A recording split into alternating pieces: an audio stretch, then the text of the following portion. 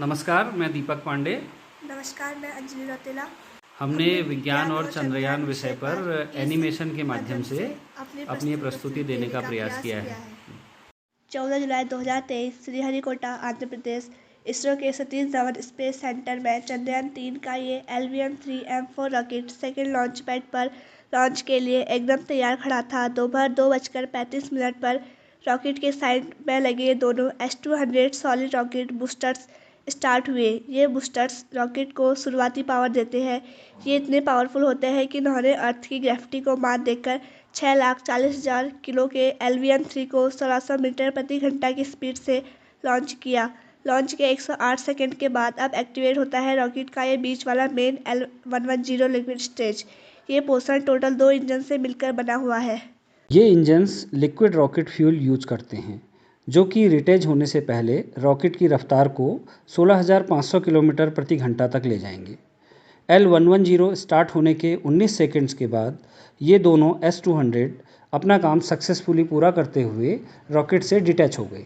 जैसे ही rocket 114 kilometre की ऊंचाई तक पहुंचता है, इसका सामने वाला हिस्सा, जिसे पेलोड फेयरिंग कहते हैं, रॉकेट से अलग हो जाता है। और यही वो चैम्बर हैं जिसमें इसरो के मून मिशन का मोस्ट इम्पॉर्टेंट पार्ट यानी कि चंद्रयान-3 स्पेस क्राफ्ट लोडेड है।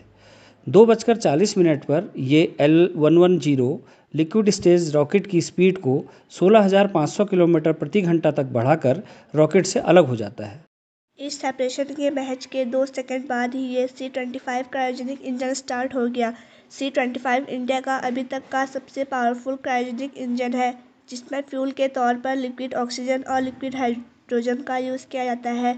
ये इंजन लगभग 11 मिनट तक चालू रहते हुए चंद्रयान-3 स्पेसक्राफ्ट के वेलोसिटी को 36,000 किलोमीटर प्रति घंटा तक ले जाता है और लॉन्च के लगभग 16 मिनट बाद यानी 2:51 बाद वो टाइम आ जाता है जब चंद्रयान-3 स्पेसक्राफ्ट LVM-3M4 रॉकेट से कम्प्लीटली सेपरेट होकर अर्थ के लोअर ऑर्बिट में एंटर कर गया। इससे पहले कि हम चंद्रयान-3 की आगे की जर्नी देखें, हम ये देख लेते हैं कि चंद्रयान-3 मून तक पहुंचने के लिए अर्थ की ऑर्बिट्स को फॉलो ही क्यों करेगा।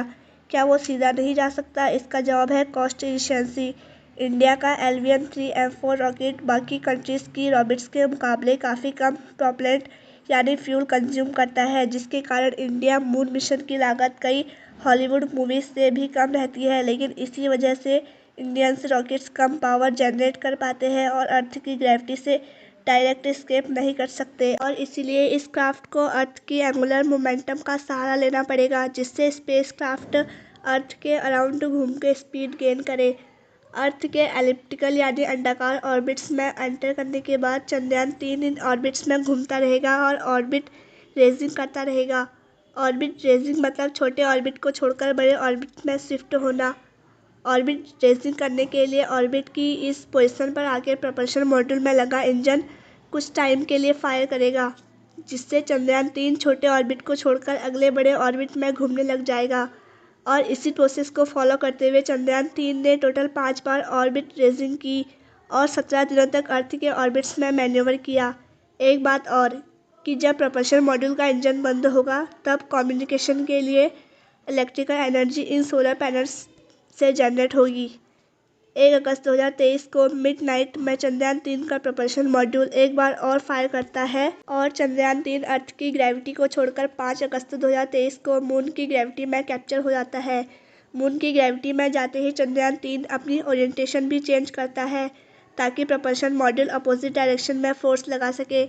ऐसा इसलिए होता है क्योंकि अब मून के ऑर्बिट्स में घूमते हुए चंद्रयान-3 को बड़े ऑर्बिट्स से छोटे ऑर्बिट्स में जाना होगा, जिसके लिए इसे अपोजिट डायरेक्शन में फोर्स लगा के अपनी स्पीड कम करनी पड़ेगी। टोटल 9 दिनों तक मून के अराउंड मैन्यूवर करके और 4 बार मून ऑर्बिट शिफ्ट करने के बाद चंद्रयान-3 14 अगस्त 2023 को मून के 100/100 किलोमीटर ऑर्बिट में एंटर कर जाता है और यही वो ऑर्बिट है जहां propulsion मॉड्यूल लैंडर से अलग हो जाता है और इसी ऑर्बिट में रिवॉल्व करता रहता है। अब आगे की जर्नी लैंडर अकेला ही तय करेगा। सेपरेशन के बाद विक्रम नाम के लैंडर का ये इंजन लैंडर की मूवमेंट के अपोजिट डायरेक्शन में फोर्स लगा के लैंडर को स्लो करेगा और इसके ओरिएंटेशन को भी सही करेगा। लैंडिंग से पहले लैंडर के हाईली सोफिस्टिकेटेड कैमरास और सेंसर्स मून के सरफेस को स्कैन करके लैंडिंग स्पॉट कंफर्म करेंगे और 23 अगस्त 2023 शाम 5:47 पर यह लैंडर मून के सरफेस पे स्मूथ लैंडिंग की कोशिश करेगा। लैंडर की ये 4 शॉक एब्जॉर्बिंग लेग्स इस 1752 किलो के लैंडर को स्मूथ लैंडिंग करने में हेल्प करेगा। मून के साउथ पोल पे स्मूथ लैंडिंग के बाद लैंडर का रोवर रैंप खुलेगा और प्रज्ञा नाम का ये 6 व्हील्ड रोवर लैंडर से बाहर आएगा। लैंडर और रोवर दोनों ही इलेक्ट्रिकल पावर जनरेट करने के लिए सोलर पैनल्स का यूज़ करेंगे। चंद्रयान-3 की मिशन लाइफ 1 लूनर डे यानी कि अर्थ की 14 दिनों के बराबर रखी गई है। इसमें लैंडर मेनली मून के प्लाज्मा को और थर्मल प्रॉपर्टीज़ को एग्जामिन करेगा और चंद्रमा पर आने वाले भूकंप की इंटेंसिटी भी मेजर करेगा और वहीं दूसरी तरफ रोवर मून के सरफेस पर प्रेजेंट मिनरल्स और एलिमेंट्स को डिस्कवर और डस्ट करेगा।